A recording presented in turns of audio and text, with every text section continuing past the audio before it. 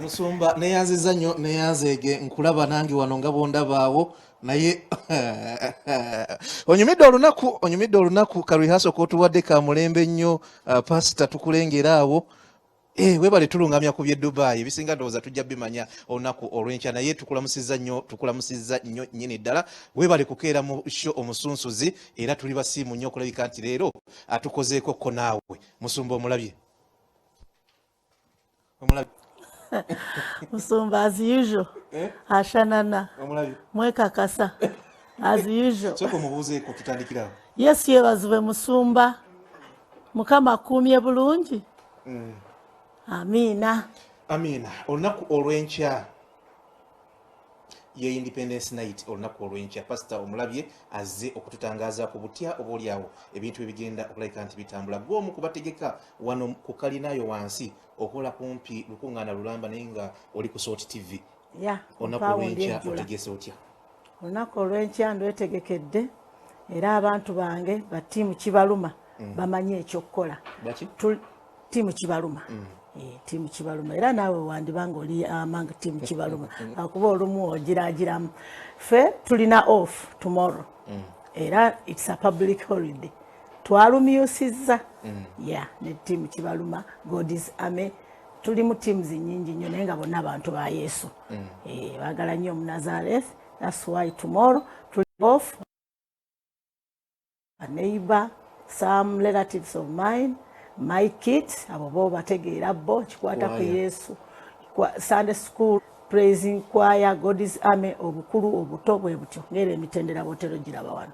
Naffe abakadde abakulu ate.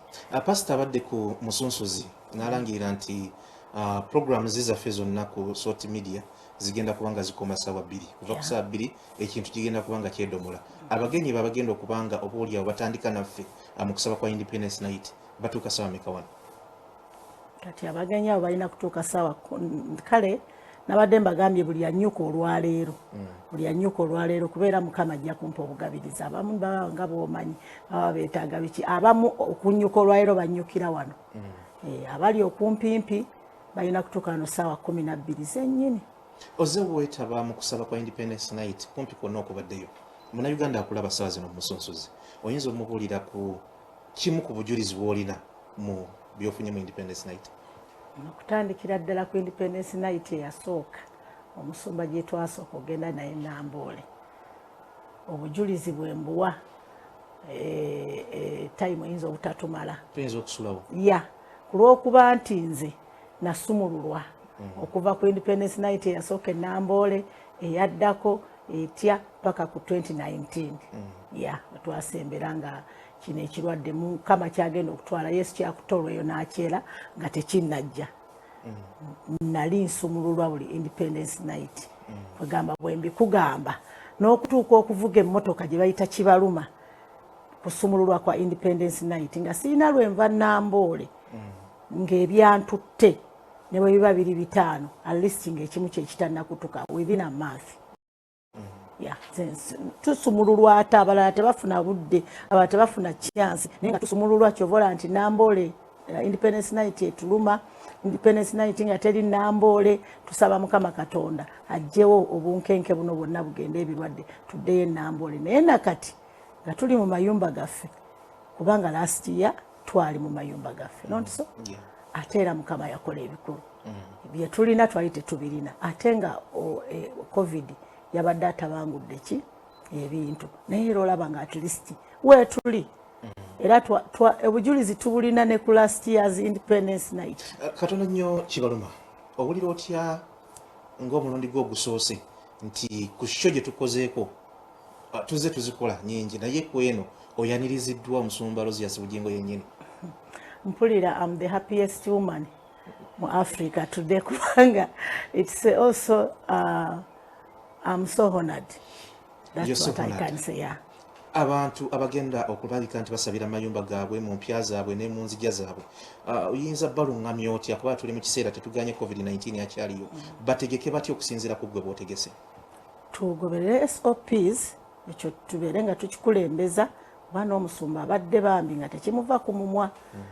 Tugoberere SOPs okubeera nti ate era ekirwadde tulaga nti nno tukyakirwanyisa yasi ate era si buli omu kubeera ku munne ffe tujja kutegeka obutebe bwaffe kuba ffe tetusukka asatu ate compound yange gwomanyi nnyo wano n'okusinga anybody kakati awo tujyawo ne wafika nawo ate nga speakers zino oziraba bwe tuba tuzitadde awo ku balcony ziba zimala muno munda ne wansi. Okay. Yeah. Kano kange ani akudesigninga?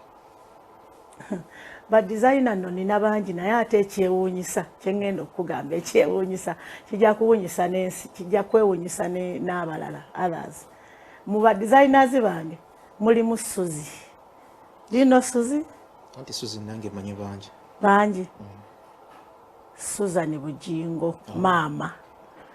Naye mwali mu ba designer bange. Suzabu. Suzi. Muita Suzi Bujingo.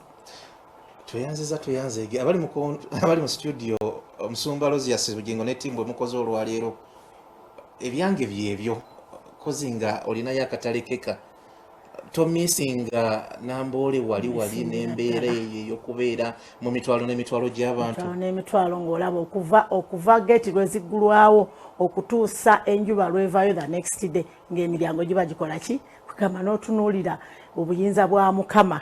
Abalala we bagamba nti abantu bapangise ne babayiwa Omusumba Bujingo alina amaanyi amalala magiki amalala agatategeerekeka ffe ge tutamanyi kwegamba naawe ekitunula kati atalina Mukama ku kintu ekibeere Nambole be bagamba nti Omusumba Bujingo alina amaanyi amalala ag'ekusifu ne batakkiriza nti Mukama akola ebinene.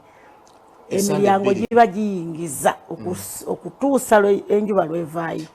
Nga tumaliriza esande 2 bukyanga president atuta esande 2 nga amakanisa n'amasinzo gazeemu okusinza obaddeyo esande zino zonna mu bufunze wabulidde otya okudda e Canada?